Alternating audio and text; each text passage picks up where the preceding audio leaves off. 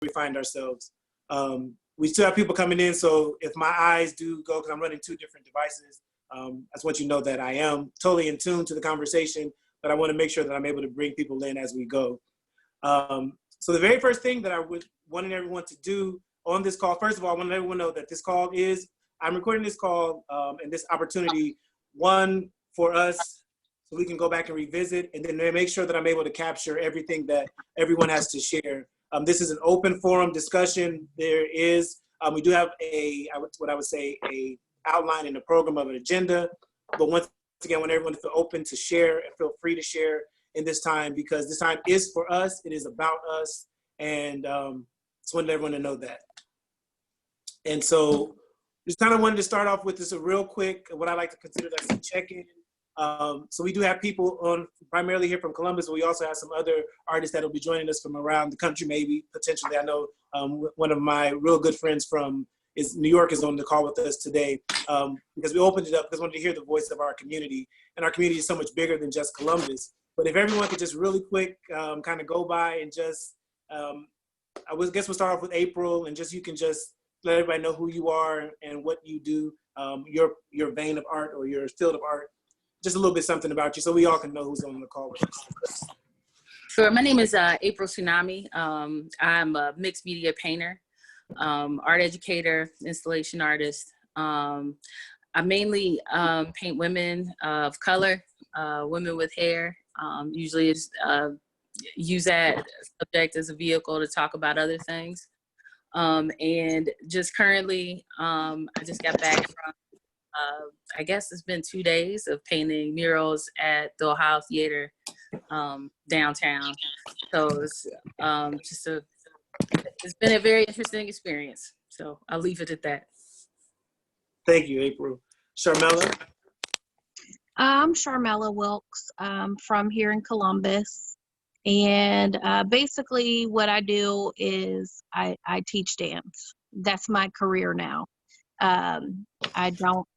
I used to dance, but those doors have closed for me.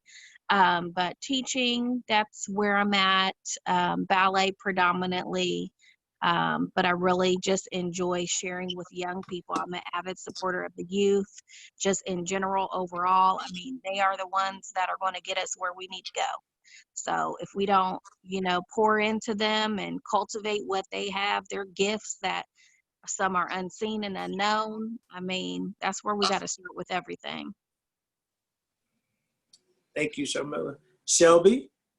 Hello, good evening, everyone. I'm Shelby Holden. I live in Columbus, Ohio. I'm a theater artist and actor. I'm also a drama coach and a teacher when I'm not on stage. And I'm just excited to be a part of the community to lend whatever talent, skills, suggestions, or ideas that I can bring to the table. And just so everyone knows, I muted everyone just for the recording purposes, because sometimes the screen goes off if you are making a noise. So I'll unmute you when it's time for you to come up to speak. So at this time, we're going to have Jamal Brown. Jamal.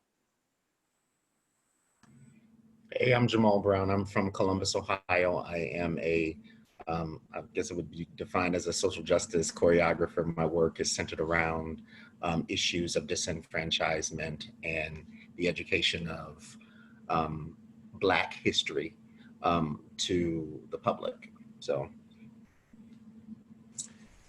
Angela. Hey everybody, my name's Angela, and I'm originally from Detroit, but I'm based in New York City. I'm a stage, television, film actor, musician, writer, and I'm very much an active part of the Black folks in my community, specifically right now, the Broadway community. And so I'm just here to get some inspiration, to get some connection, to put my feet in the ground, in the dirt of us, because just keep it a buck, like some real shit is going down here in New York City, particularly with, police brutality and the arts. In the last 24 hours, we've had like a huge lid blown off of injustice, bigotry, racism, suppression, oppression of Black artists and our Black art. And I'm kind of at a standstill because I don't know what to do. And all of us are kind of at a standstill, and we all kind of have our own opinions about what's going on, which is causing more angst. So I'm just here to kind of get some inspiration and just hear what y'all got to say, and just lift myself, because it's heavy. It's extra heavy. Thank you. Javon.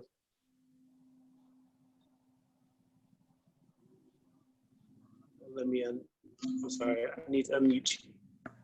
There you go. Good evening, everyone. I'm Javon Collins. I'm the Performing Arts Director at the King Arts Complex in Columbus, Ohio.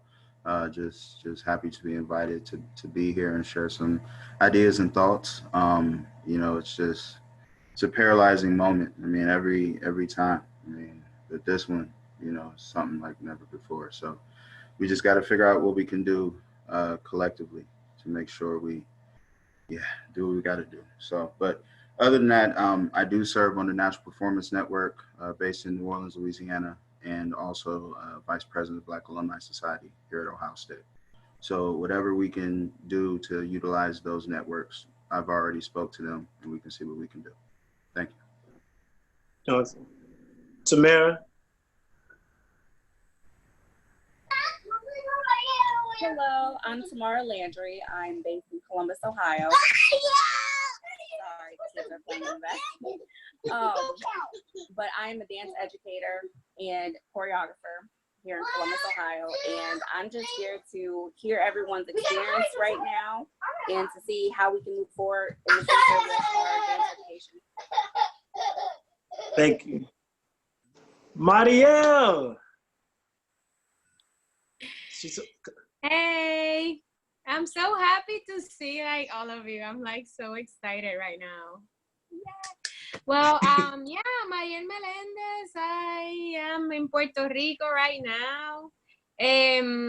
Of course, I've been, you know, Lawrence and I work with Jamal. We've all collaborated for a while, and I really loved.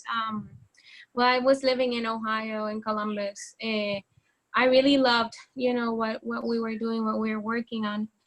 Here in Puerto Rico, we have a kind of like a different set of, you know the situation, the hurricanes and all of that, and the whole thing with, you know, Puerto Ricans. We are American citizens, but we are treated like, you know, like we really aren't. So now there's a situation here with the government, which they took the time while this whole pandemic was happening to, you know, the Senate and all of them, they took votes and they just changed our civil code, and the governor signed it. Like, all of this happened, no public hearings, no nothing, because everyone was at home trying to, you know, save themselves from whatever's happening. So my you know, my relationship with what I was seeing in the United States, of course, I lived in you know, in Ohio for a long time. I lived in New York. I spent some time in Denver. My brother lives in Denver, and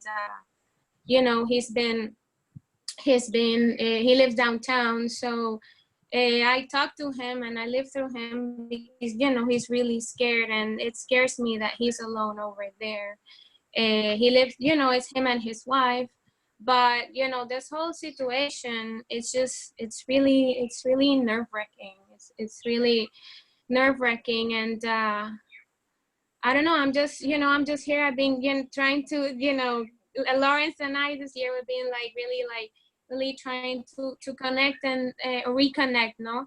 And really to find a way. Like, I feel like I need, you know, some energy, ideas, things to work here, because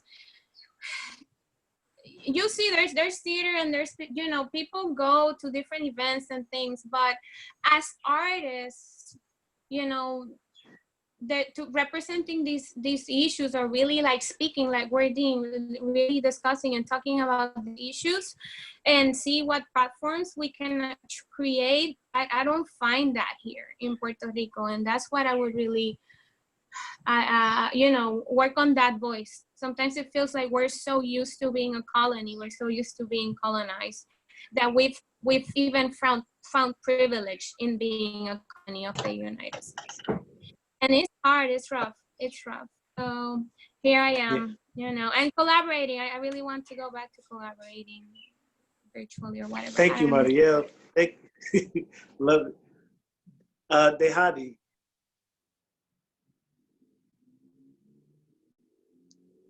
Hey everybody, can you hear me? Hey. Okay, so I think I might have missed your question in regards to introduction, or am I just introducing myself and what I do in the community? Yeah, really just kind of introducing yourself and what you're doing in the community. Okay, so I'm affectionately known as Dehadi C. It's a name that I've acquired in my many travels to Dakar, Senegal. But my mother makes it known that I was born Sarita C, so you might hear both. But I'm passionate about both of those names because they both definitely feel who I am and what I do in this community. I'm passionate about traditional West African dance and keeping the culture and the history of that movement alive and spirited. And so I share that platform with my husband, who is by way of Senegal, Dakar, Senegal. And we service our community in that way. I'm also an educator. So I'm passionate about teaching in its totality, but through movement, I like to express it through traditional West African drum and dance. Awesome, thank you. Lori.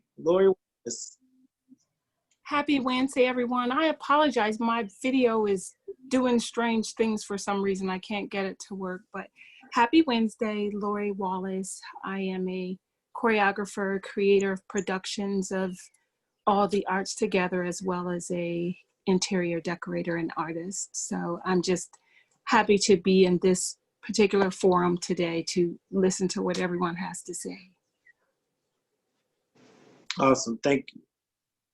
Miss Cheryl Sims. Good evening, everybody. Michelle, if you can get closer to your mic, I hear you talking, but it's very, very low. Okay, is this better? Yes, ma'am. Okay, boy, I'm really close. Hi, my name is Cheryl Sims, and thank you for the invitation to this session, Brother Lawrence. My background for the last 30 or so years has been in the area of liturgical arts as a dancer. And I think I would like to introduce this by the phone calls I've received over the last few days and Facebook posts.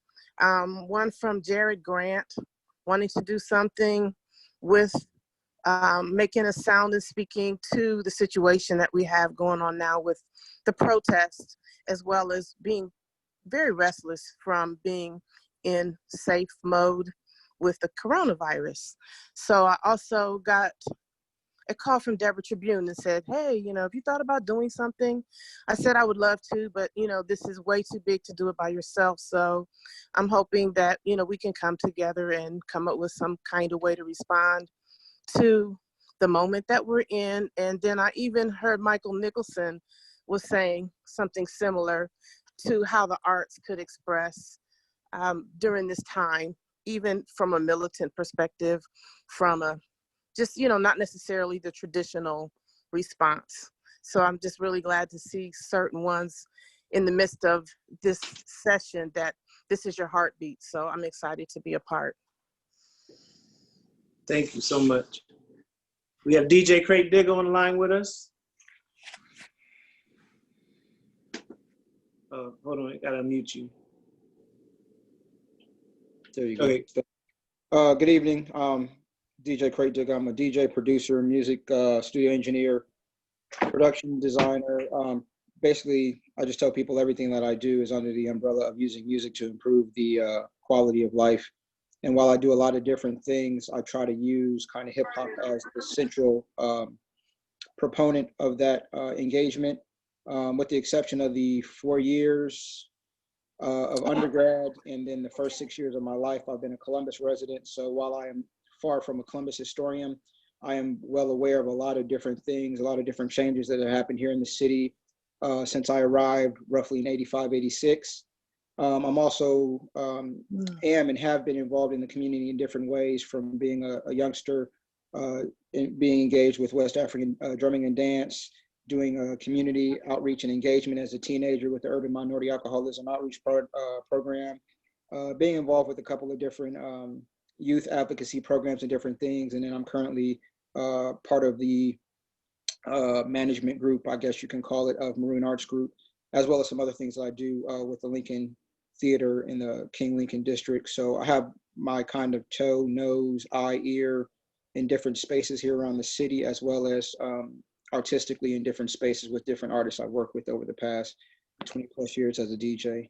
But I got the invitation to be part of this call, and it's somewhat been spoken to by other folks who have already done their introductions, but I'm kind of been trying to understand how I personally want to engage, how I'm feeling, what's going on as an artist, how my engagement does, doesn't, will, won't be a proponent of the movement, how even though sometimes we can't control it, how it can potentially be used against the movement by other folks, as well as knowing kind of, well, I won't say knowing, but understanding that I have a lot of different energies.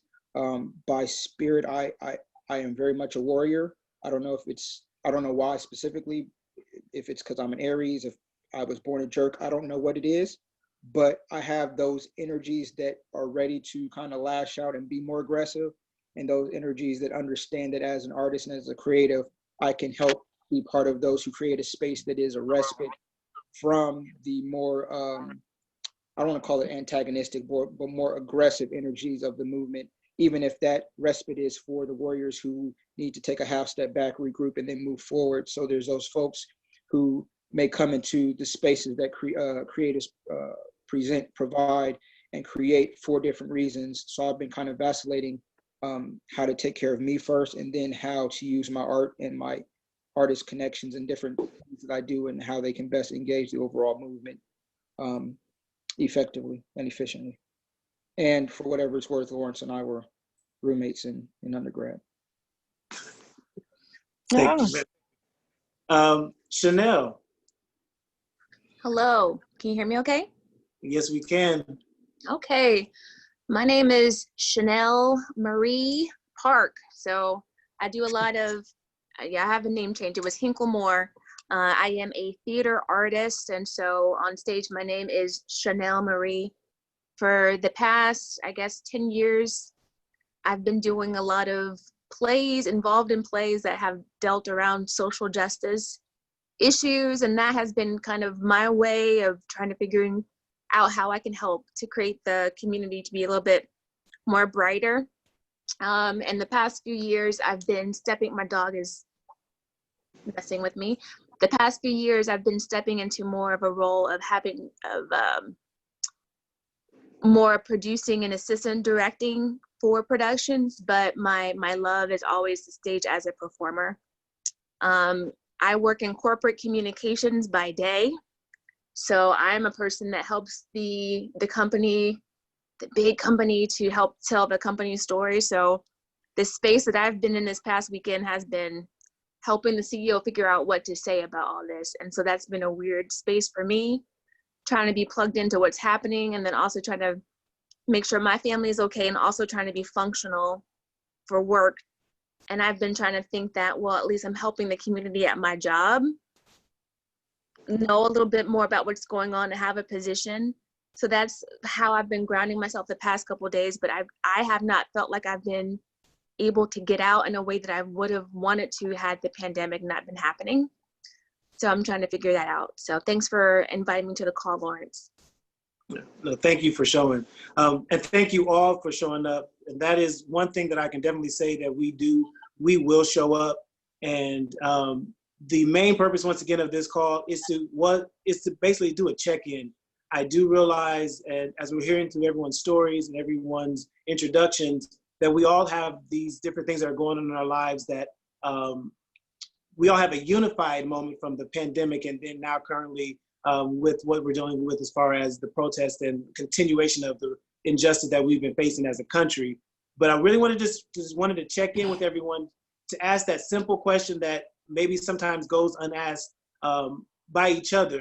I've been blessed to have my friends that I'm able to communicate with and connect with But many of you are my friends, and we work together in the community. But really, one or two, or how many ever feel the need, just really honestly, sincerely, so you know that one, you are cared for, you are heard, and you are seen.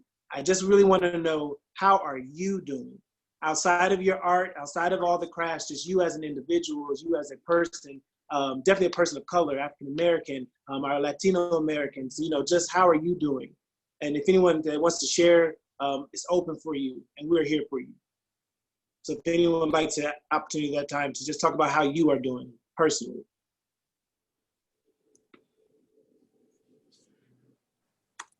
I'll jump in if no one else will. I actually just had this conversation today with Barbara Fant, and she was just like, "How are you doing?" And usually I'm a pretty optimistic person, but I just flat out told her I'm not at peace right now. That just really encapsulates it. Just as a parent, just not knowing like what kind of future to prepare my kids for has been that's been really tough. Just being able to explain like why this happened again. Like I just did a piece after my Arbery's death, and then like after that Breonna Taylor and George Floyd came after that, and it's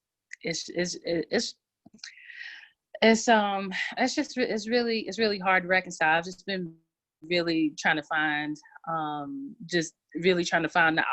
my optimism and trying to be positive, but I gotta be honest that there is a whole lot of rage right now. I mean, just to be honest, I just feel rage. Honestly, I just feel rage, and I feel I do feel like there are some bits of hope. I was downtown painting and kind of in the midst of it, and I was just really really impressed by the amount of people that showed up. But I still feel like that I just wonder, like, what's the end game to this? Like, what's the lasting solution to this? That's my question. Like, what happens after this? Like, where do we go from here? What is it going to help? I mean, not what is it going to help, but where do we go from here is my big question. Because as my husband says, it's just for America in general, it's die or get better time. That's just really it. I just feel like we have reached that point. We die or we get better. And that's me. That's my feeling in a nutshell. So I'm going to sign off here, mute myself. No, thank you. Thank you for that. Thank you for your honesty and your transparency. I'm sure you are sharing things that reflect many others. Does anyone else want to jump in? Okay, Angela. I think I've gone since the end of last week. I've kind of every day has presented a different.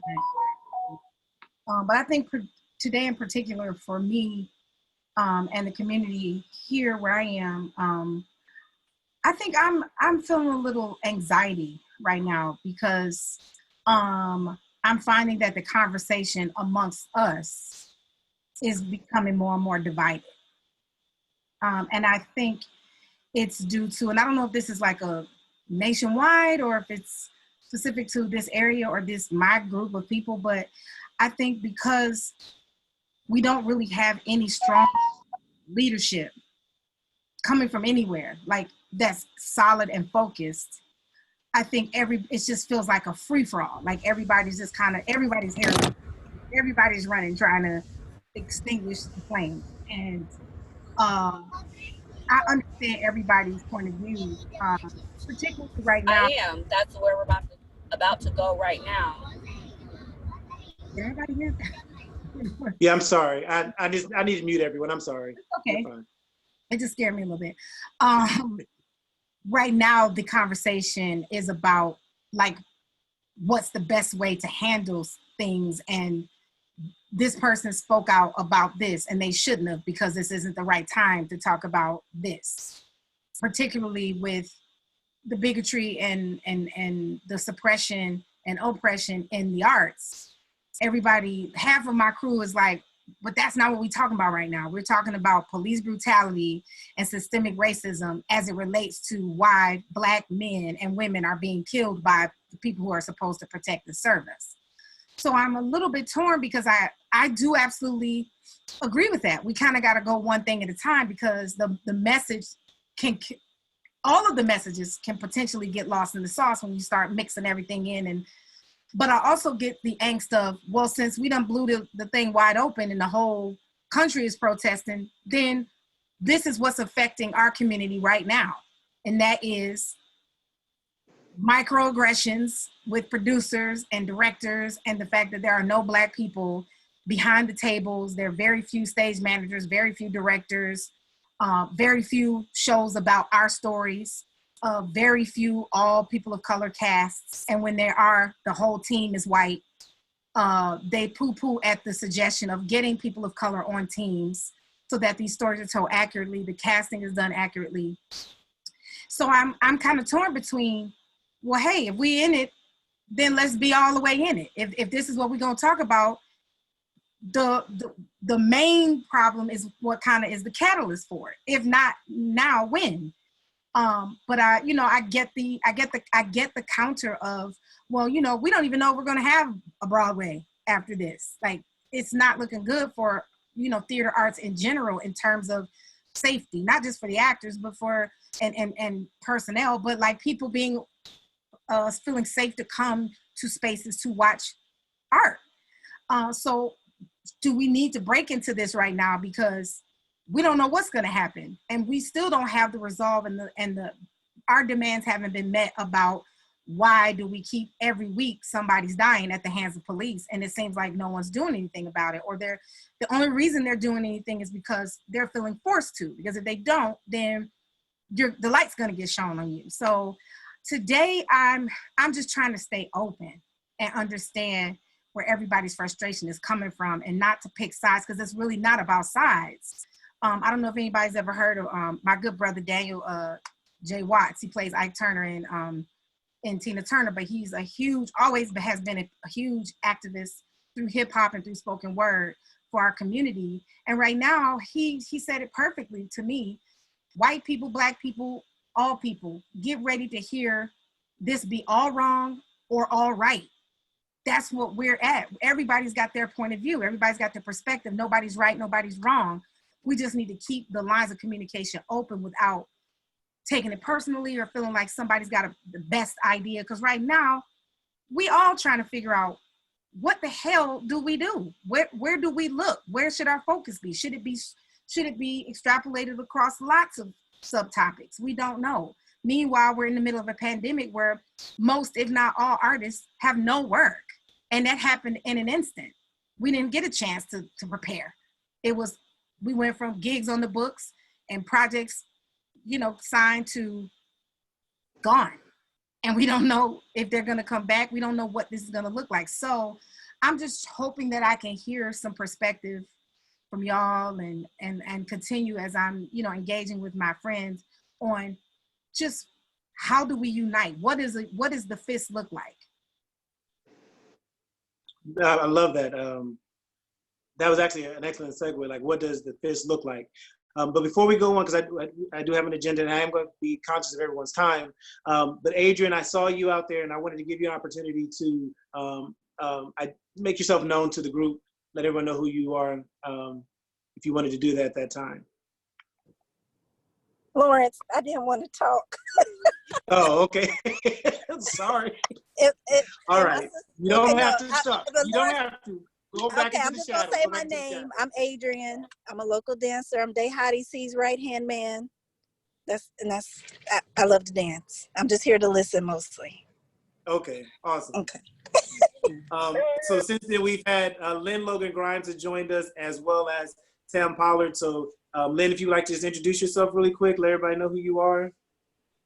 Hey, I'm Lynn Logan Grimes. Can you hear me? Yes. And the art that you do, you're the field of art you work in. Sorry, Steve. I'm sorry? I said, and the type of art that you work with and with. So I'm a visual artist, mixed media artist, and I also work at the King Arts Complex as the Cultural Arts and Education Director. Thank you. You're welcome. Tim? Yes, hello. Good Yes, evening. hi. Technical difficulties, Lord. My name's Tamra Pollard, and field of arts. I mean, I'm a master loctician, so my hair is my art. This is my little one. But it just my passion is dancing, performing, singing, and all of that wonderful stuff. Awesome. Thank you so very much. So the first part of it, and once again, everyone, we're going to follow up this conversation with a very simple choice, multiple choice little survey that we're going to send out just so we can get some more of the data. But we do really honestly want you to know that you are being heard. We care, and we need each other. And so kind of to piggyback on the way that Ange ended that was, what does that fist look like? And when we talk about the fist, there's so many different fingers and there's a thumb that make up that. When they all come together, what does it look like? And so I know immediately as artists, we go into our messaging, we go into our gifting and all those different things, but how do we move that forward collectively as a whole and as a group, where everyone is allowed to be able to continue their individual identity, as well as coming together and sending out forward a focused message. So before we get to that, there is a quote by Nina Simone, and where she just says that the duty of the artist is to reflect the times in which they live. To kind of get where I kind of stand right now, where I am in this particular place, I'm always have something to say. For those who know me, you know I like to speak. I have a lot of things to say. But that's from a personal, from a man, a Black man, I have all these things to say, the energies that I have within me. I totally agree with and understand that moment of rage. And for people who know me, I probably am more of the sun and shiny type of personality, yet there's the reality that I'm dealing with and that we're facing as a community. So when I look at, as an artist, just wanting to get something out, I feel the need, but I have so much to say and I don't quite know how to move forward in that. And when I look at moving forward, I want to make sure that I'm moving forward in unity and solidarity with my fellow artists that are here. So what does that fist look like? What does that message look like? And do we really agree? Let me break it back. How do you feel about an artist's duty is to express the times in which they live? Anyone that has anything to say on that as the first part of it? Do you feel that we as artists have a duty to have something to say? Shelby? Okay, I'm gonna mute you, Tam, and let's bring Shelby in. All right, you're unmuted, Shelby. Yeah, All yeah. right, you guys, you can hear me? Yes. Yeah, I think as artists, we have a lot of responsibility, particularly in times like this, because in every form of art, whether it's dance, whether it's poetry, whether it's theater, people come to us as a release from the problems that are going on in the world. And a lot of things for us are shut down. But I think that collectively we can come together and do something to give people hope, because people need hope. I mean, even us, we're like just at a point where sometimes, and I have a lot to say too. I don't say a lot all the time, but I have a lot to say. And for me, I'm just at a point where I'm almost numb right now, but I have so much bursting from my seams that I want to do as a creative, and then for the cause that's going on. And as Angela said, we have things coming in so many different directions until you're like, oh my God, where do I start? You know, so as artists, as creatives, I think we are somewhat part of the resolve, even though the theaters may be shut down and everything has stopped. You know, I had 3 productions. I was on my way to rehearsal and I got a text. No, the show is just no show. So we have a responsibility, a great responsibility, because I feel like we are the relief. We are the relief with our artwork, visual arts, performing arts. So whatever we can come together with, just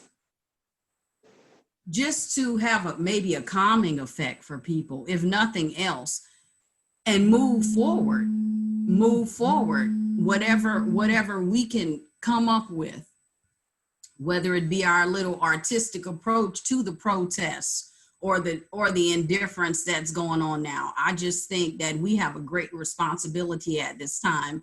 And, you know, we may feel like we want to shut down or we don't know what avenue to go into, but I really appreciate Lawrence bringing us together as a collective, because if we put our minds together, certainly we can make a difference some kind of way. And we want to make a big difference, but even if it matters to one person, we have done our job.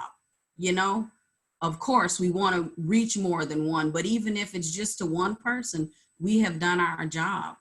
So I'm here for it, whatever I can lend. Thank you so much. Jamal, were you raising your hand? I was. Can you hear me okay? Yes, I can. And I appreciate that so much, Shelby. And that's what I needed to hear. Same from Angela. That's what I needed to hear, because at this point, I don't want to create shit about any of this stuff right now. I'm not in a place to come up with any kind of movement, no kind of 8 count of nothing. I don't want to do it. I don't. It pains me. And I know that I have artists like Shelby, I have artists like Dehati, I have artists like April that are ready to present and ready to step in on my behalf, on all of our behalf, you know, those who are not ready to go ahead and embrace this, because right now I'm devastated. Yeah, like real messed up, having to sit at my mother's feet. Like, I need you to talk me through this. You know, what was this like in South Carolina in the 50s? What was this like, you know, watching grandma's house, my great grandmother's house, being burnt to the ground? Like, what is this? What is this? Mm-hmm. And having her really coach me through this, because right now I don't want to, no, I don't want any parts of it. And if you ask me to come up with something, I'm gonna look at you cross-eyed and crazy, because I really don't want it. No, I'm not doing this. Now, I know from the embers, great work is gonna come, but I also wanna just to give this to you all. It is not necessary for you to operate in this place. Mm-hmm. No, it's just not. Don't feel forced, because people are, you know, they'll give you that message, oh, out of this COVID crisis, I know the artist is coming up with work that's gonna be amazing. Shut up and sit down. You don't know what it takes to put this work out. You know, and all of those things really are not taken into consideration. Your art form is amazing. It takes time and creativity to come up with this stuff. And if you're learning a script, that's hard work. If you're writing a script, it's hard work. So I want the group, people who are here, and tell your friends, don't feel pressured to come up with the next piece of poetry that speaks about how this man was murdered in the streets yet again, but actually really take some time to consider what that work will evolve into or should be moving into. Because if we're going to talk about resolve, we have to talk about the hurt. We have to move through our emotions. We have to do the grieving process in order to birth this thing. That's all. Yeah. All right, Craig, I see you had your hand up. So yeah, I agree with a lot of different things that, well, I can say I agree with pretty much everything that's been said before me on this topic. And what I kind of alluded to during my introduction is, speaking for myself, while I have no intention or desire to rile people or incite any negativity, I'm not sure I'm ready to tell people to chill out either. I'm 42. People been knowing racism was wrong before I was born, before this. So like at this point, like if you poke the hornet's nest, and someone said, yo, be careful, those things sting and it hurts. But you, for whatever reason, keep poking and you get stung, or if you get the whole, you know, they all coming out for you, I'm not sure it's my responsibility to tell them to stop. I'm not sure it's my responsibility to save you when you've shown for decades, centuries, every day, all day, even since Thursday here in Columbus specifically, you say one thing, 20 minutes later, y'all are doing something that sends a totally different message. I'm not sure it's my place to use my art to tell people, or not necessarily to give hope, but in this time right now, I'm kind of, you know, in spaces with a lot of, with bits and pieces of what everyone's saying in the context of, yo, you getting what you've earned. And it's not my place to save you right now.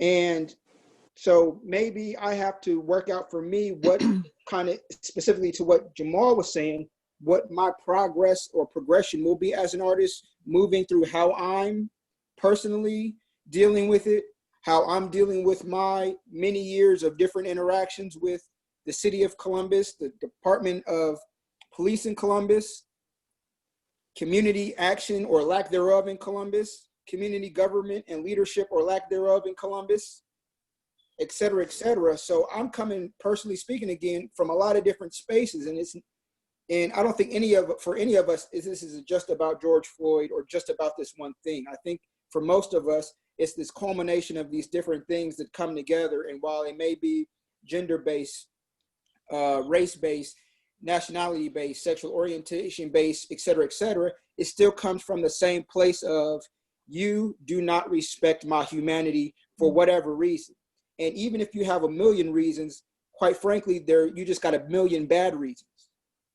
There's no real, at this point, there's no real discourse or growth in conversation, because there ain't shit to really talk about. I'm personally done engaging the conversation, because I'm not talking or having conversation with people and us growing out of that conversation. I'm entertaining racism and bullshit like it's legitimate discourse. Fuck that. And as an artist, I can say that, but also as an artist, I'm aware, and I'm somewhat, I don't want to quite call it sensitive, but I am at least aware of, when I put out my art, while once it's out, it's no longer mine, I do know that there are repercussions of what my message is.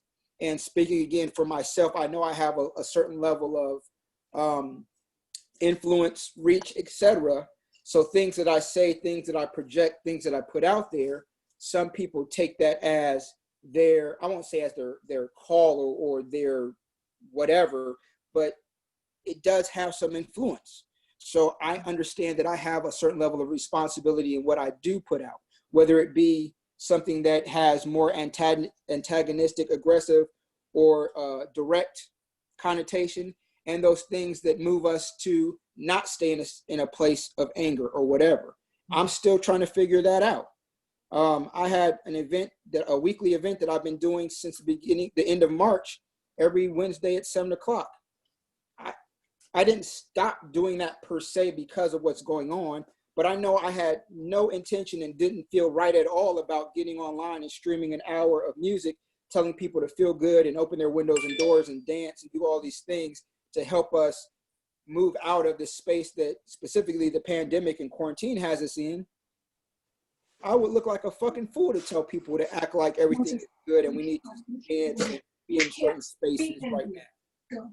And that's before we even talk about where I am personally as an artist and having the energy to go out and say certain things and give a certain energy. I don't have that good energy to give generally to the people right now. I, like a lot of other people, I'm very mad.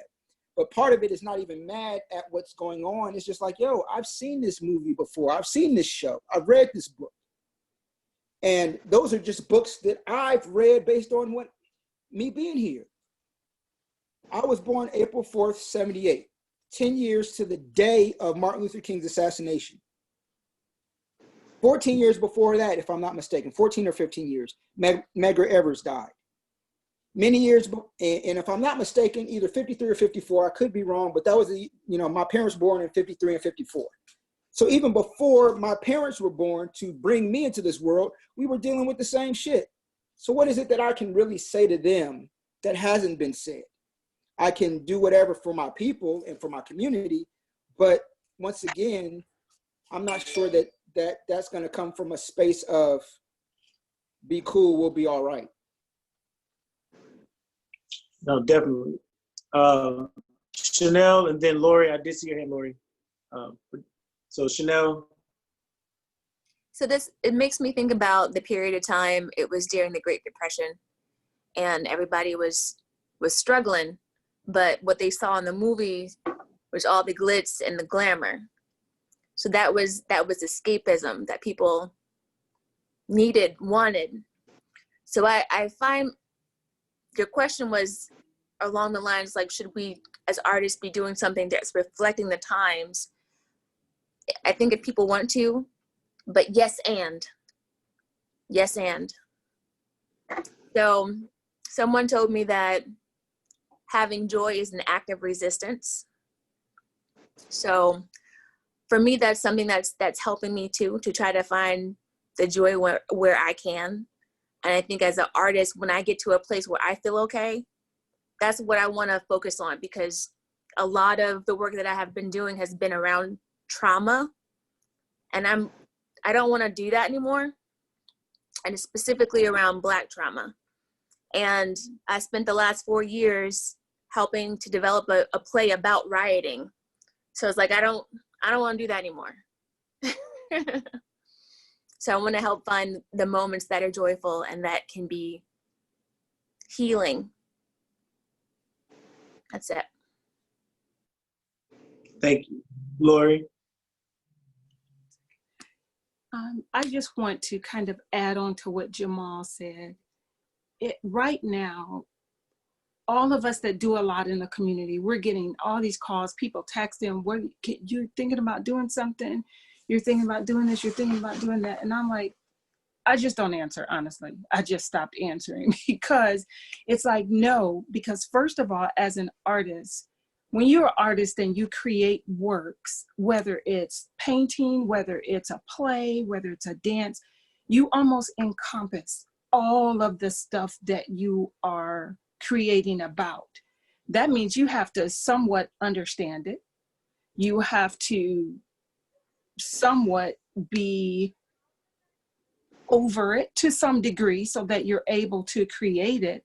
Because right now I'm literally just numb. It's like, I don't even know what to feel. So there's no way I could create anything because it's not even calm in my own brain yet for any way, shape, or form. Sorry, Coltrane. So it's, wait, I'm sorry, excuse me. And everyone, thank you so much for this. You, as we're talking, you guys are giving so many jewels of knowledge and seeds that I don't think you even understand. Maybe you do, but thank you, Lori. Continue. You can continue on. Okay, I'm sorry. I came up here to escape from the little person. But so it's like when you're already numb, you almost can't really create from a numb space, because there are days, if I'm honest, I don't want to stretch. I don't want to even think about, doing anything like that and trying to put something together. And when people are calling you and asking you, your first thing is do it yourself. If you're there, do something yourself. And probably last month, I'm not sure if you guys saw, I did this video that was a video connection of dancers across Ohio. And it was called Dancing Together Ohio. And everybody's like, oh, you're going to do that again? I'm just like, but in that video, there were multiple races, ethnicities, and everything. And so then you have to think, is that what it is? How do I know how each of those people feel right now about things? How do I know where they are and everything? How do I know any of that stuff at the moment to be able to to even do, I know, to be able to even do it. And how do you, I don't know where their heads are. I don't know if they think what happened was okay. If they think, you don't know. So when you're just connecting just, people that just love a dance, in my mind, I'm like, okay, it can't just be that now. It has to be more than just Ohio dancing together because we're all quarantined and our productions was closed and different things like that. It's like, it can't just be that. It has to be more. But when you don't really know what that more is yet, then I think you have to sort of, for me, I'm finding, and maybe you guys can help, just how sometimes even finding the motivation as an artist just to even think art right now, because you don't want your whole thought to go heavy, and you also don't want it to just be cavalier. You don't want either. So it's finding that balance. But if you're not even in a balanced place yourself, and I don't know everyone's work, but I know the type of work Jamal does, they're heavy. And so when they come out, they're powerful. I do like human trafficking and things like that. So they're heavy, but they're powerful. But you have to be in a place where you're able to create that. And if you're not even in a place to create that, then how do you technically really create?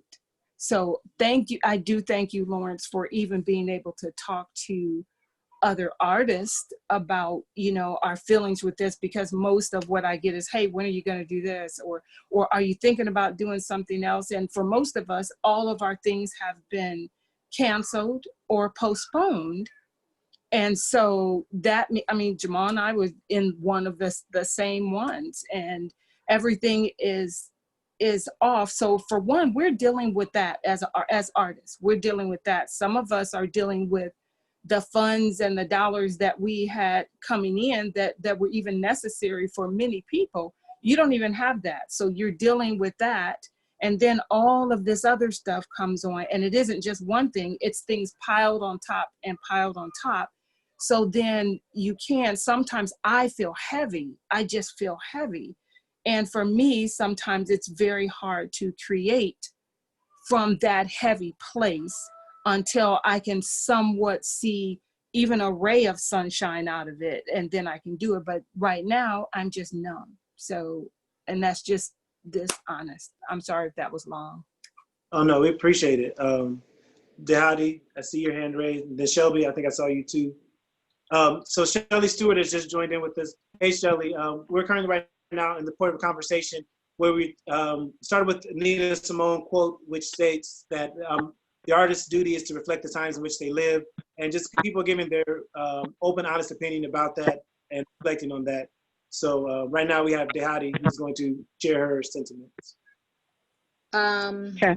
Right when everything hit, we were in intense rehearsals. We were really, really trying to get the body trained to moving and just feeling every piece of it. And then it just came to a halt.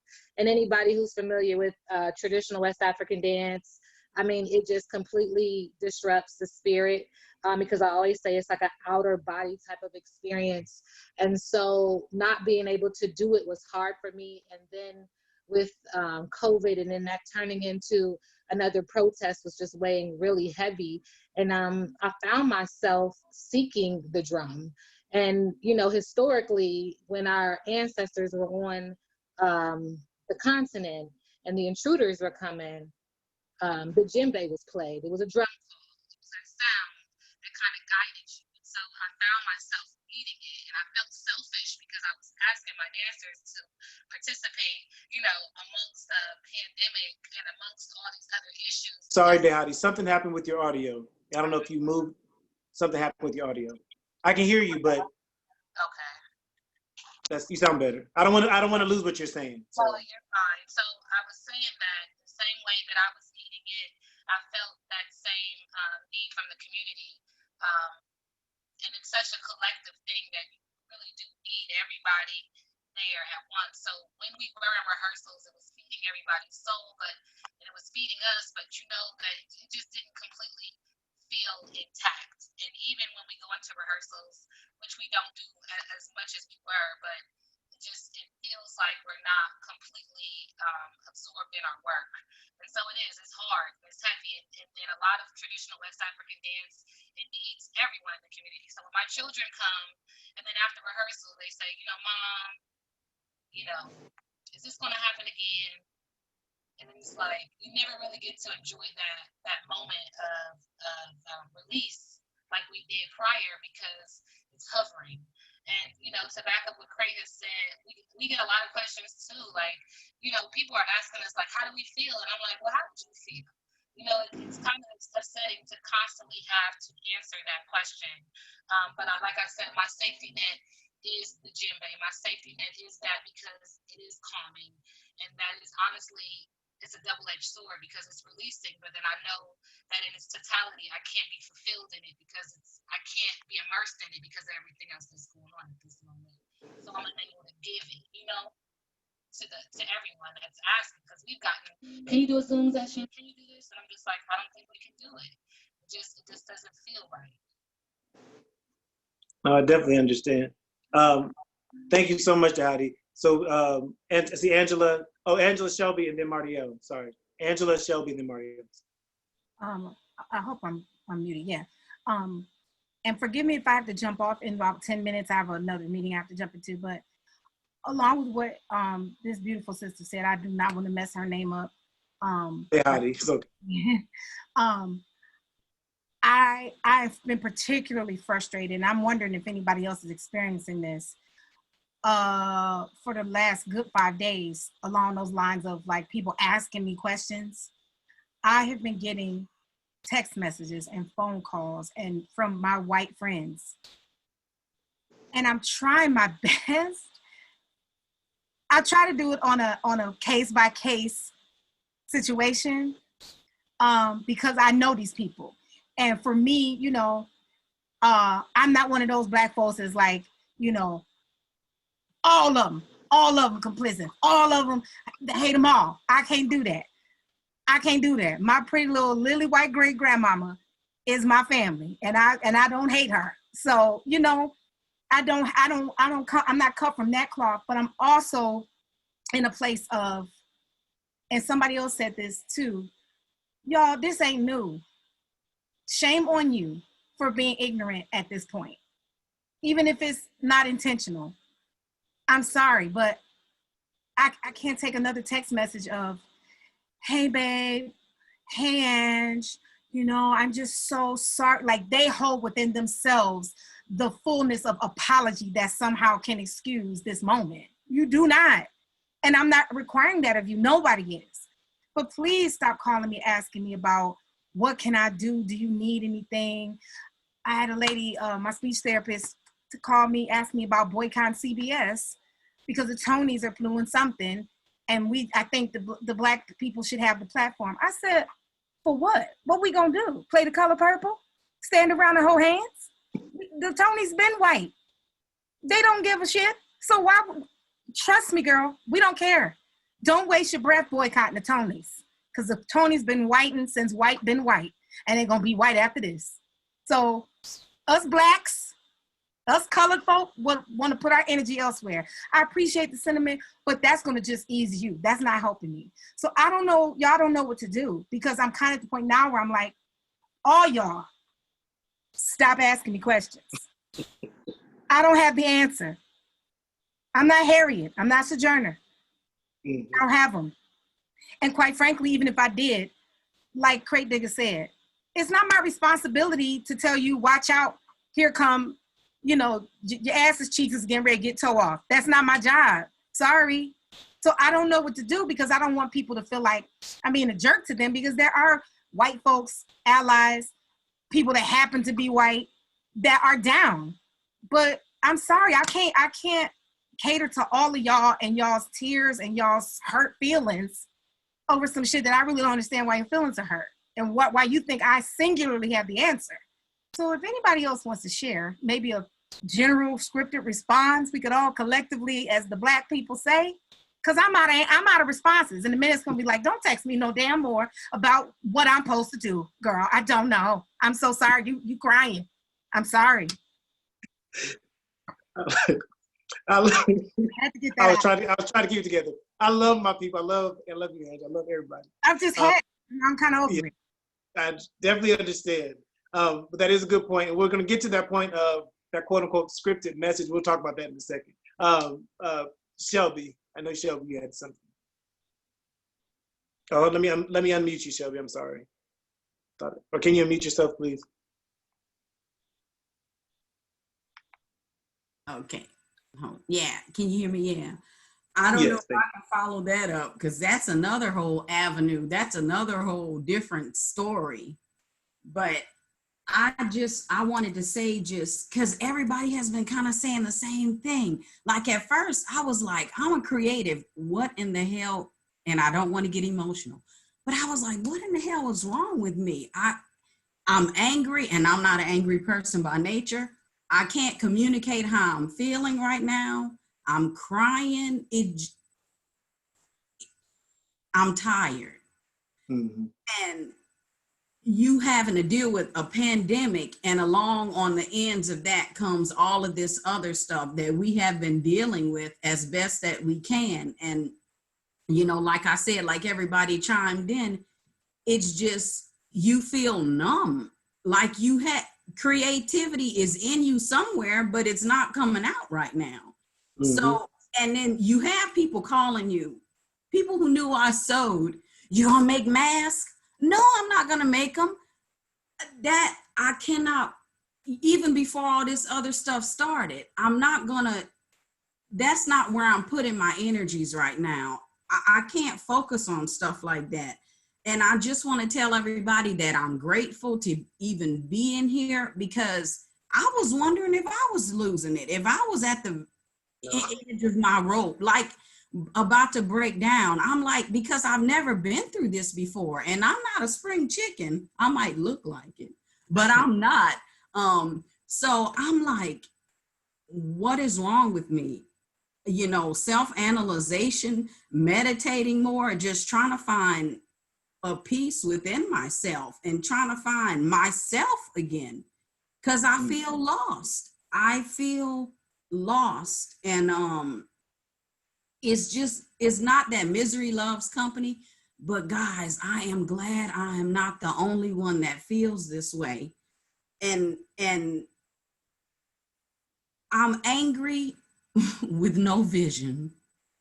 You know, and like Lori said, I'm just numb, and that's where I am. So I'm just grateful to be here, to have other people with brilliant minds to know that, hey, it's okay right now. It's okay if you can't create. It's okay if you feel the way that you feel. It is perfectly okay. So that's what I wanted to say. No, thank you. Thank you. So powerful. Thank you. Mario. Thank you. I really am very grateful to be hearing you all, because it's been a couple years that I haven't really heard other people say the things that I'm kind of like feeling, you know, and like hearing in my mind sometimes. It's been really rough because I'm a dancer, and that's, you know, that's what I did my whole life.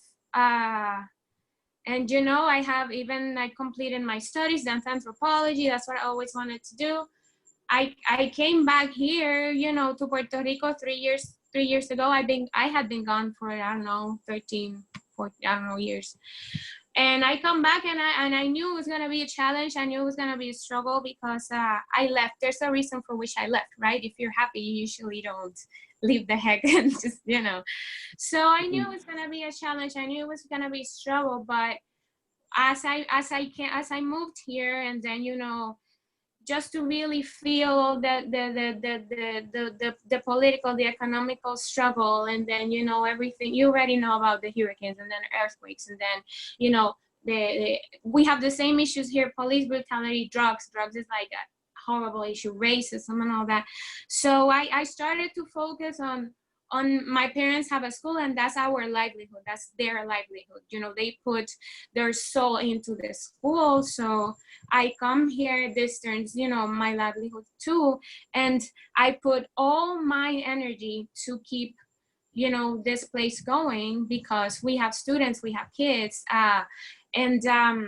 and we have a commitment, you know, with them, with the education, with what we offer. But the struggle really for me has been that I felt like I couldn't do my art for a long time.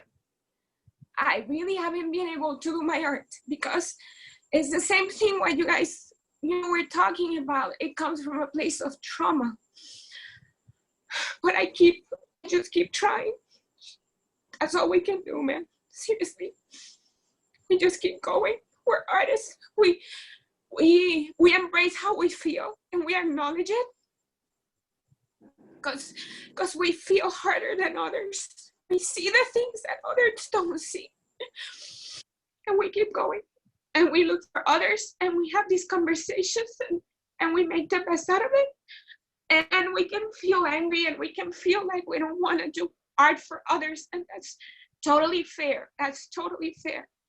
But, you know, it's just about remembering what makes, I always try to remember what makes me me. What is my essence? And if my essence is to dance, if my essence is to be a plastic artist or musician or to put my art into other ways of education, that is the best commitment, because it's a commitment to ourselves. And by committing to ourselves, we are putting this energy out to others. And then we'll attract others that have these same commitments and ways of being and these same values, you know, their life values. And I really didn't know that other people felt like this. Really, I hadn't really acknowledged that this is why I was feeling this way. But I think this is the most important part of it, of these conversations, to have the conversations and then to just each other remind ourselves, it's okay if you don't want to do it. It's totally fine. But if it really moves you, just, you know, just keep going at it. Just keep trying, because these things, like, you know, like you all are saying, this is not new. The world's been racist, you know, my whole life. I've been colonized my whole life politically. You know, we've been the Caribbean, the history of the Caribbean is colony, is slavery. You know, the history of you know, African Americans is slavery. But fuck it, you know, really fuck it. Let's really do our best to just keep going, bringing our best out there. Because there's the kids, mano. There's the kids. And I keep always thinking about the future. And I might not see these changes in my lifetime, but I made peace with it. I really have made peace with it. Because to me, it's more important to just try to keep building. Like, you know, we always talk creating the culture that we want to live. So, yeah. No, thank you so much. And thank everybody. I honestly, I'm so grateful that, first of all, you all got on. I'm so grateful that everyone is sharing. I know that I'm receiving healing. I'm receiving confirmation. I'm not gonna get emotional, get ugly on the screen, because I feel you. I feel you, Martiel. I feel you, Shelby. I feel you, Jamal. Like, you know, we've had these conversations, but I knew it was important for us to come together. And I don't want to cut it short by any means, but I definitely want us to, there's another part that I kind of wanted us to move into, which was something Shelby, you said so powerful, was, you know, I'm angry without a vision. And when we look at that, and those of us who everybody doesn't have to be on the front lines. That's one thing I believe. Everybody's not supposed to be on the front line. Some people are supposed to be back organizing. Some supposed to be creating the poster. Some people are supposed to be over there praying. Some people are supposed to be making the food, you know, whatever the case may be, so that the movement continues and goes forward. So us as artists, and what was it? It was yes and. When Chanel, you said that yes and. Great, yes and. You know, yes, we want to give hope, and to be completely transparent, I had a personal challenge for a moment and no disrespect, because I love the artists that were doing the work. I love them. Yet I was seeing some of the work they were putting up, and I felt a little bad because I'm like, I'm not there. Like, that's not my message that I would, if I'm, I almost didn't, I haven't really done a dance because I didn't want to scare anybody, because most people are used to seeing my peaceful, uplifting delivery, and that is who I am. But I'm in an angry moment, like I'm ready, like to do like a whole nother type of dance. But to get these moments together with the yes and concept, and with trying to find some way to harness our vision, how can each and every one of us, however we choose to move forward individually, what is there a way that we can create a fist in the midst of our moving forward? Meaning, is there and I'm being very open and just kind of thinking off the top of my head, as we do move forward, as you do, whether you sit in solitude to find that healing place and peace within yourself, which is so important.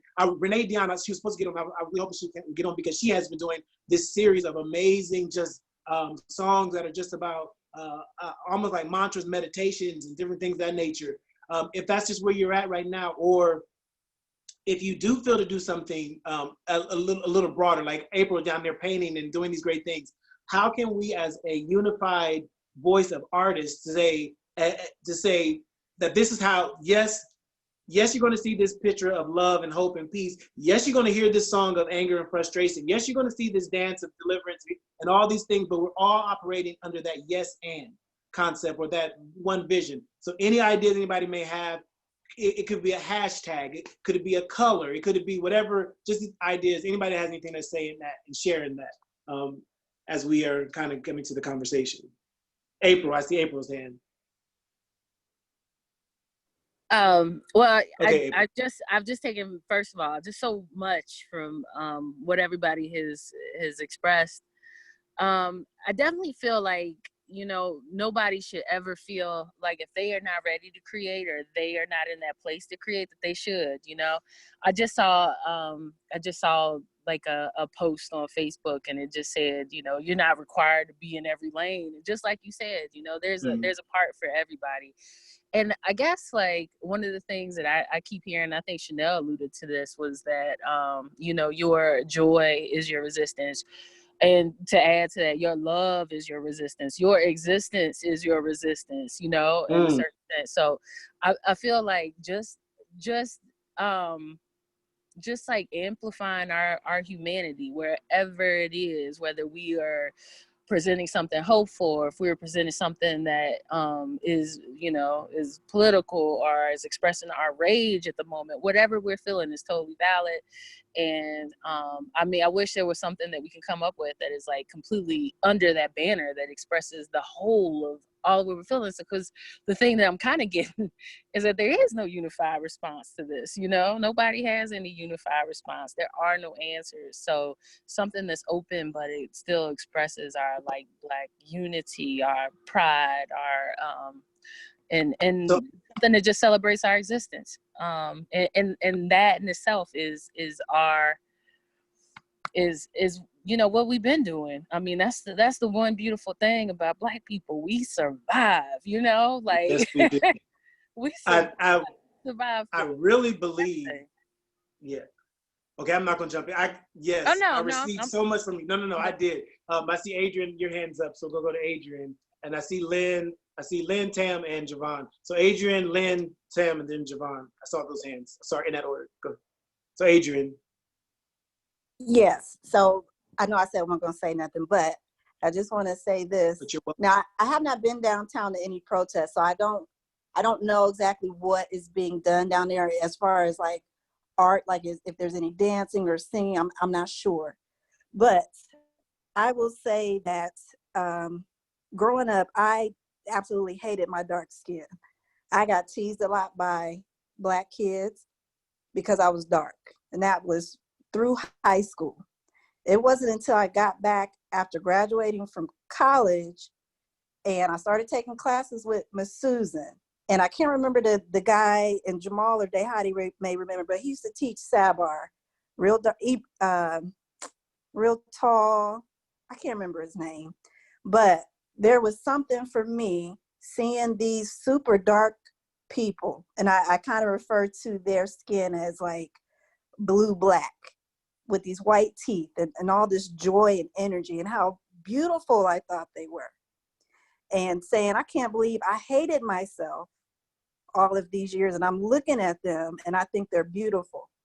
So if we could get some drummers together, there's just something to me about seeing that dark skin and those hands and hearing that music that it erased a lot of years of me of thinking being so dark was ugly. So, and I think it should be like a pop-up. I don't think it should be announced. I just think some folks should go down there and drum. And if they have dancers that want to get in a circle and let it go, have at it. And I'm not saying that cures anything. I'm not saying the problems get erased. I'm not saying any of that. But I know those drums, as much as has gone on this year, you know, for me personally, you know, my nephew committed suicide in January. Then we had COVID. Now we got this. I'm dealing with a child. Everybody's battles are different. I'm trying to keep my child from getting herself killed right now. So everybody's battles are different. But there's something about those drums that just make me just feel a little bit better. And again, seeing how regal and royal and beautiful we are. I don't wake up every day feeling like, oh, woe is me, I'm Black. I don't feel that way. And my parents, they didn't raise us like that. We are beautiful people. So I think any representation of that with that music and that dancing, even if it's, I don't care if it's 5 minutes, I think it should be shown down there. And that's just my opinion. But that's what I would say. Thank you. Thank you. I'll share something in a second.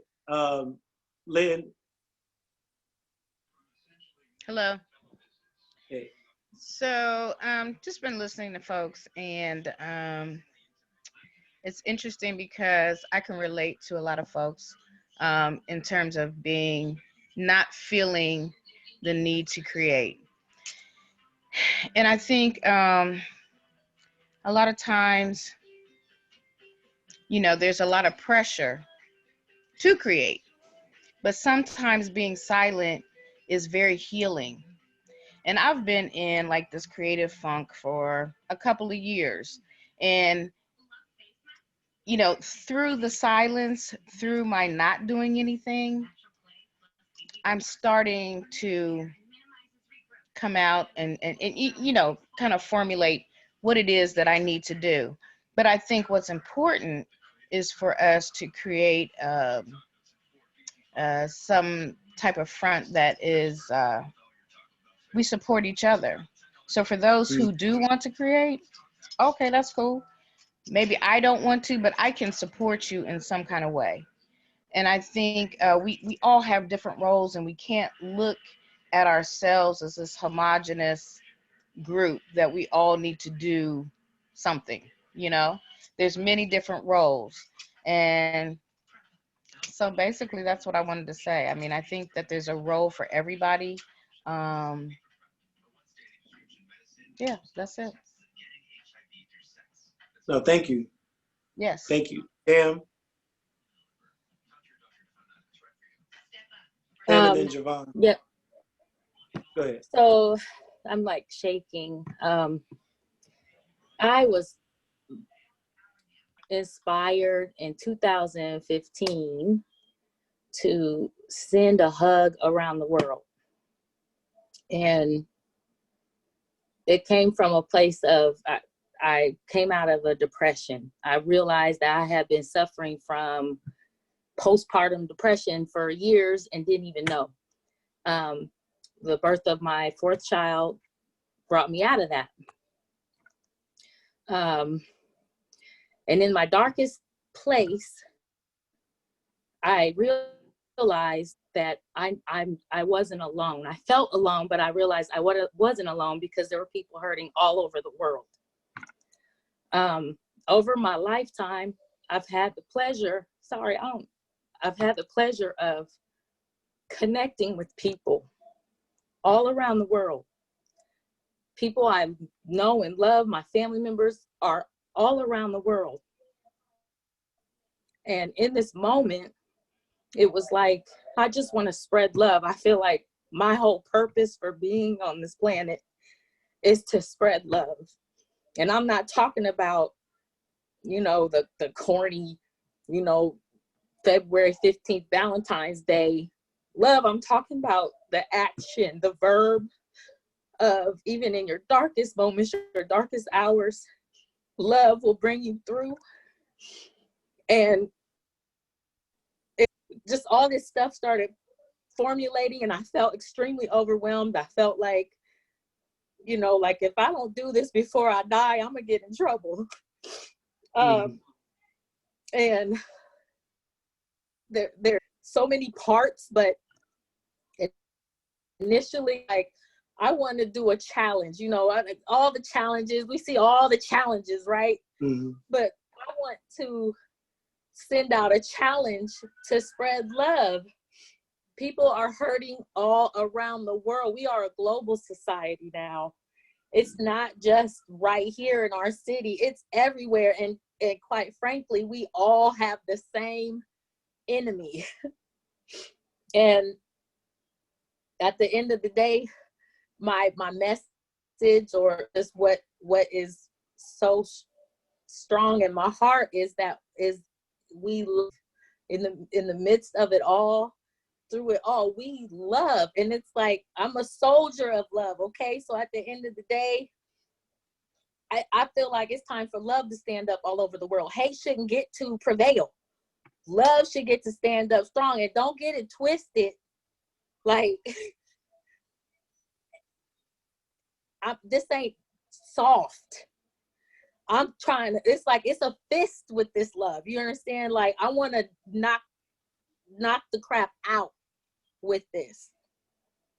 And I can't believe, Lawrence, I thank you for even putting this together, because I've sat many times just overwhelmed and feeling like, how I'm gonna do that? Like what? Like, my arms ain't long enough to send a hug around the world, right? But I figured, you know, if I reach out to those I know of, and they send it back, and they are encouraged to send it out too, and encourage those they send it out to send it out too, I figure it could wrap around a few times. That's just my heart. And thank you for sharing your heart. Thank you for sharing it so beautifully. We all receive it. We all feel it. And thank you for your love. Thank you. I really do. Truly, truly, truly appreciate that.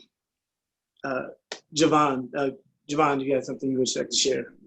Yeah, just want to thank you all for just, you know, again, it's just a vulnerable moment for us all, and we just got to figure out how we're going to move forward together. You know, a lot of the comments are just right on. You know, for me, as more or less an arts administrator, you know, there's a certain sensitivity you have to have for the artists, and that's why I totally understand, because you know, our organization is working on a project, but at the same time, we're being understanding that, you know, you can't expect any new work. But if anything pops up, just being available to the artists and giving them the space to create and respond to what's been going on, not only now, and as we said, it's been going on forever. You know, Jamal and Lynn was on a trip. We were all on a trip in DC last September, and it was at the National Museum. And when I went, the first time I went, never went to the basement, but this time I did go to the basement. And there I learned, for whatever reason, I never took the time to look, but I learned that I have the same birthday as Emmett Till. And just like, you know, with Crate, you know, his birthday being on 10 years after Dr. King. So, you know, this year with the quadricentennial, what, you know, we worked with Jamal, with 20 and I, just everything that's been going on, it's just been at a crescendo. And I just feel whatever we can do, you know, let's do it, but when the time is right. But at the same time, being available for those who feel they have to get their voice out and you know, provide those opportunities. But I was looking at something online with the Creative Collective in NYC. They had a quote, you know, I think that's what the quote, you know, was said earlier from April, just about, you know, we can't feel guilty about not occupying every lane. But they did have a, you know, like a map, like just it says a mapping our roles in a social change ecosystem. And it just lists all those components, as we were saying earlier. You know, we're all, you know, can do certain things to move it forward. But whatever we do, I just hope it's sustainable so that we can keep it on, not only for our generation, but for future generations. And how can we see that? How can we have an organization that, again, is supporting our artists, not only, our artists and our organizations to continue to move forward? Because we're going to lose some organizations. We're going to not have all the opportunities for artists to present their work or produce new work. And we have to think about that arts economy and how we can be a part of not worried about what corporations can support or not.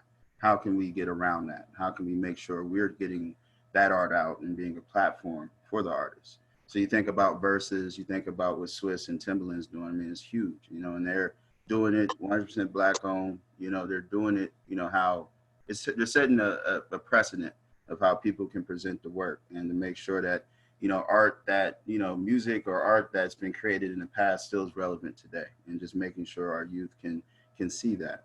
But I will share that list, but it says the framework real quickly.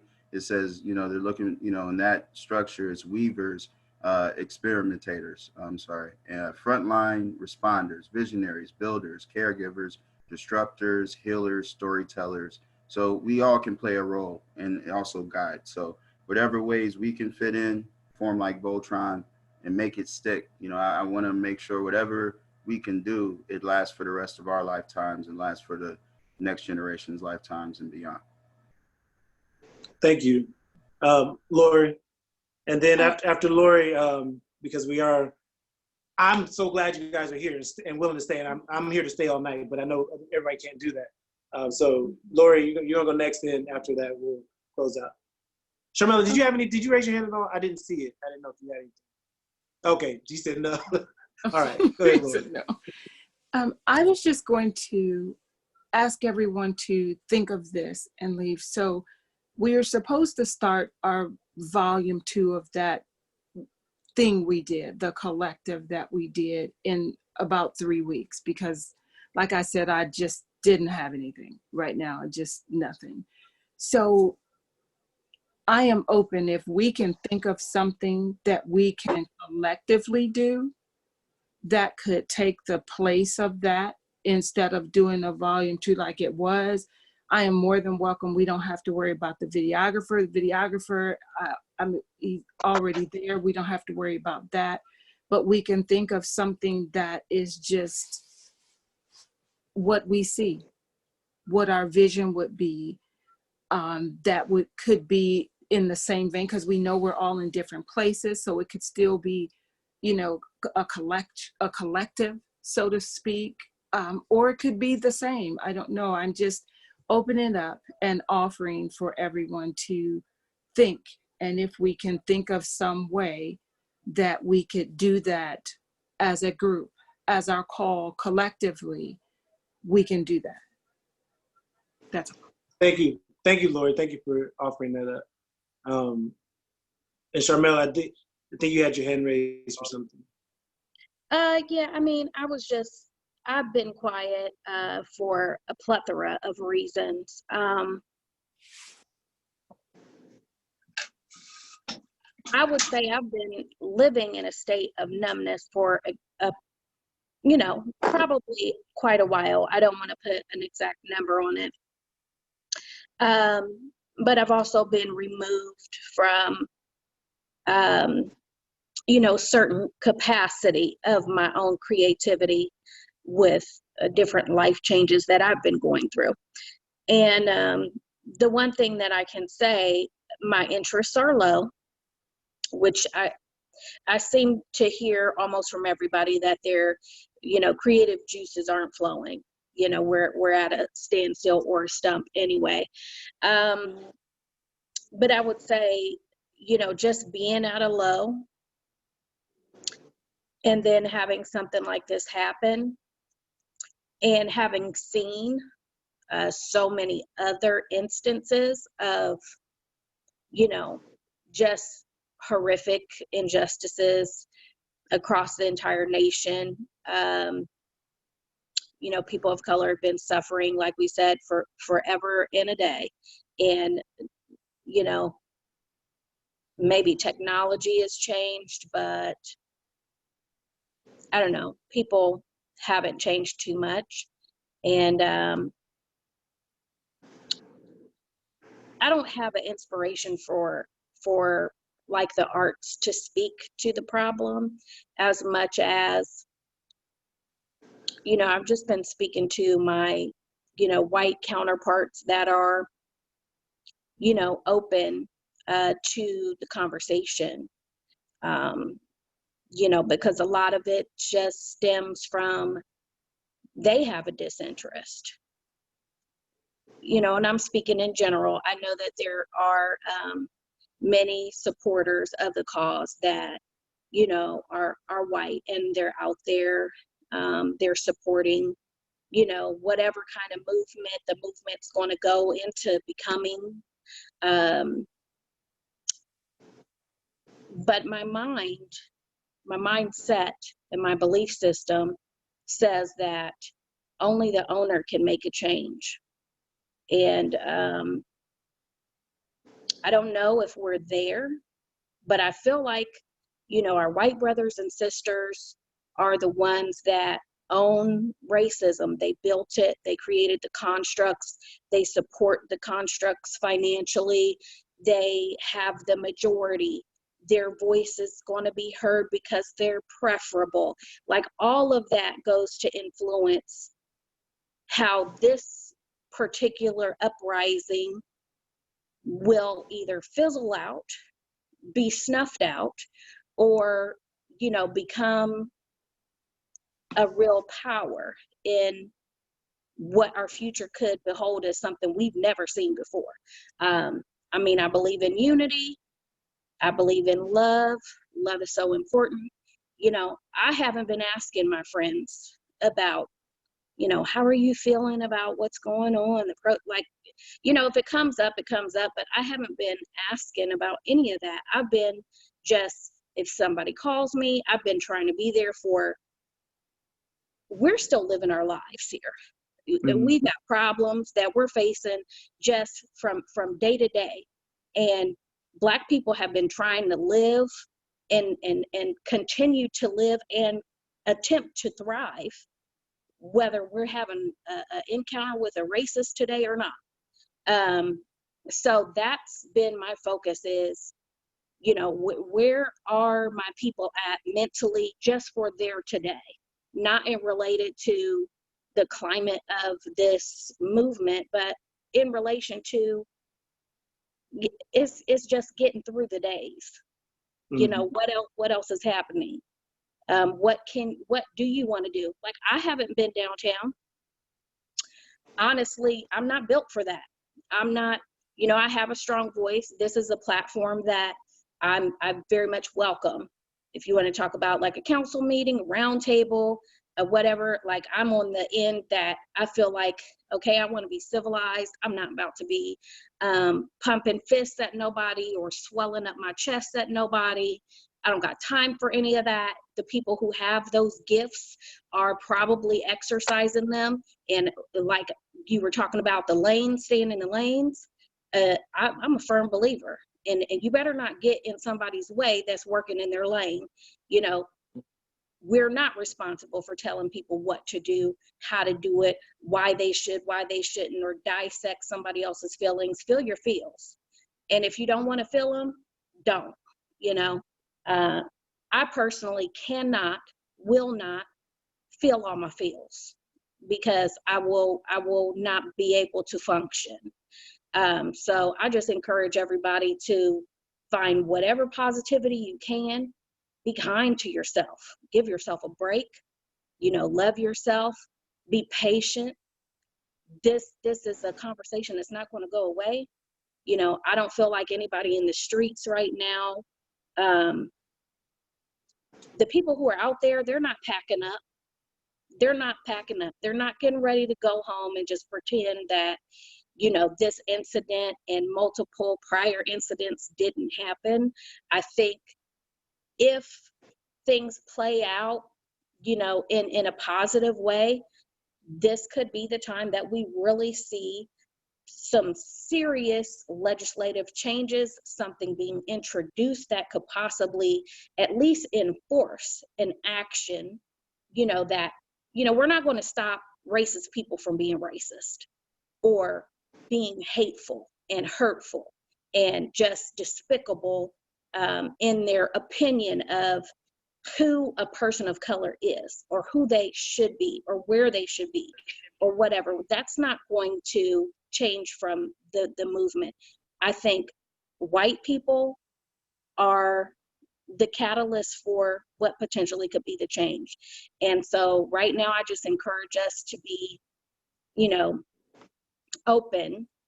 I even have to have conversations sometimes. My mother's white. I've had conversations with her before about white privilege. And my mom is she's not an advanced type of woman. She's not educated. She's been poor. She's had different, I would say she's had like more of a downtrodden type of life. But, white poor, black poor is not equal.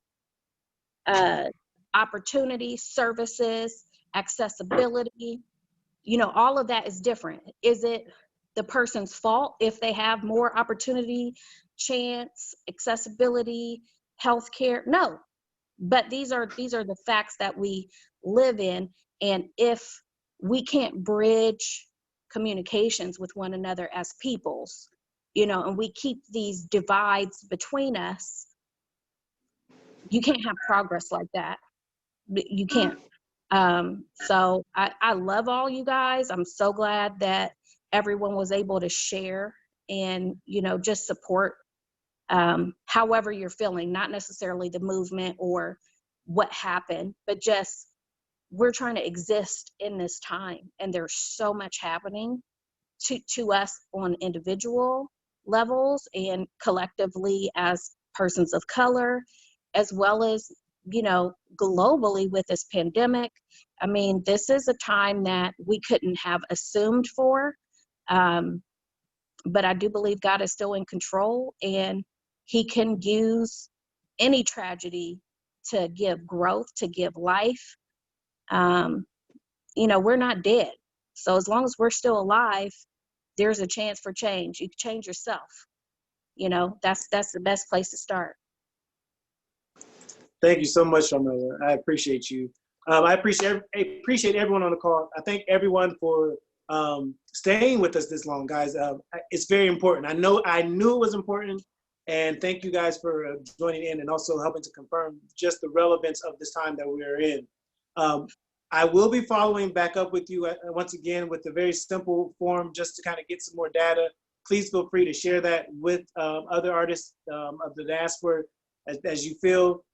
Adrian, I want you to know I heard you, and I love that idea and that concept and welcoming, that avenue of going down and being support. Anything that anyone is doing or sees to do or feels to do, please just let us know. We will support, because we want everyone to know that we hold you up, we support you, we love you. April has said some things that as well as Chanel. You guys have been just giving nuggets. I don't know if you've even really paid attention to what you've been saying, but I have.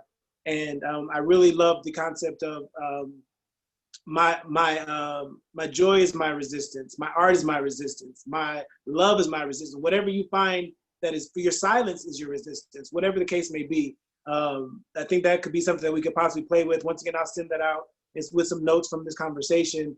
But I thank everyone for being here. I would love for us to kind of close out this moment. Unless somebody else has something to say. I don't know if anybody else had anything to say. I will make sure I check in. But if we could just close out this moment, initially with just a brief moment of silence, as we pay homage and respect to those who have lost their lives during this time, throughout the generations, but definitely here recently. But then also, I would like to close in a word of prayer. I just believe it's important that we pray and we come together. We do know God as our head of our lives and just the control of everything, as much has been stated. Not to be offensive to anyone's religious practices, but he just wanted to open that up for prayer at this time. So at this time, we're going to have a quick moment of silence as we close out, and then we'll close out in prayer. And hey, anyone Lawrence, else? Yes. I'm so sorry. Just real quick. before you do the moment of silence and prayer, I didn't see any real young people on the call. Was this sent out to them too, or was it mostly creatives our age and older? I would say that I did probably send it out more to our counterparts. So, yeah, thank you very much for that, Adrian. This is not the last of these. This is the first of them. So, okay. I did send it out to our counterparts, but I do believe that we should include the young people. So we definitely will do that. Please. Thank you for bringing that to my attention. And we'll make sure we will make sure that we focus our energies and attention to this next generation. So thank you. Okay. I know. All right. So just a real brief moment of silence, please.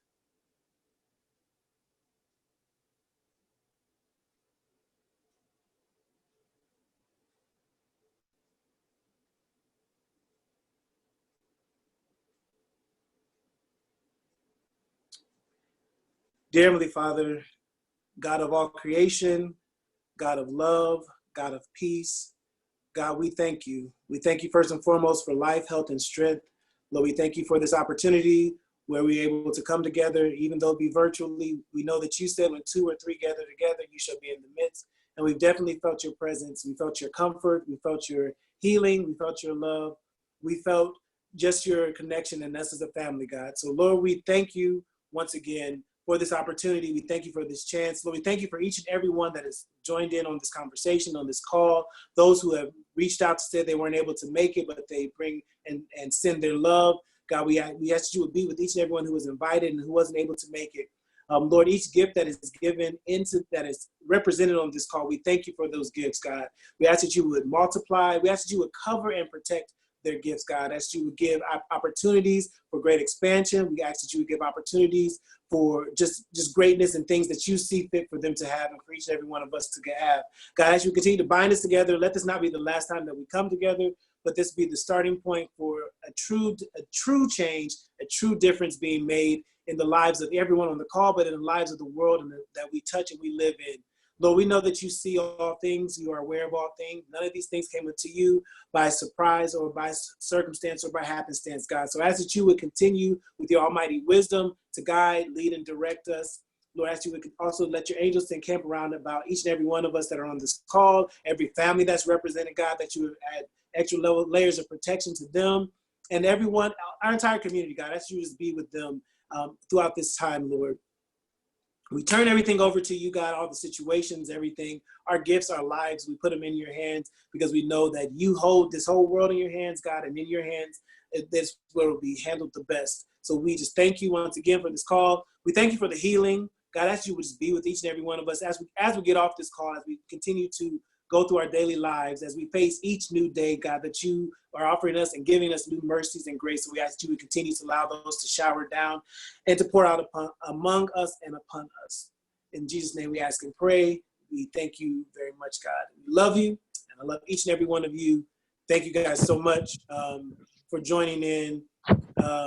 We will be sharing. I did record the call, like I said, but I will make it accessible to our community. But because we have shared our hearts in such a way, it's not something that I would like to get out just randomly. But those who feel that are warranted of access to it will be available to them, more than likely on a YouTube channel that will come with a link so you can see that and share it as you see fit. But I just want you to know that I respect you, I love you, and we thank you all for just joining in with us. All right. Thank you. Love you guys. Love, bro. Thank you. Thank you. Thank Take care. you. Bye. Thanks. Love you. Bye. Bye. Take care. Much love. I know it's like, ooh. This is my dog. He's trying to get a hug. Get out. You see that, Mario? You haven't seen Peace in a while. He's big. Yeah, he's bowing down. He's trying to lower his head. He's not trying to be seen. He jumps in the camera and then tries to hide. Like, what is that about? There he goes. Say hi. Love you guys. Thank you so much.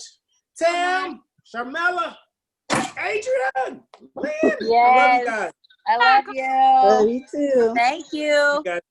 Lawrence, talk to me later. Call me later. Okay. No, I'm serious. We should do it. I'm down.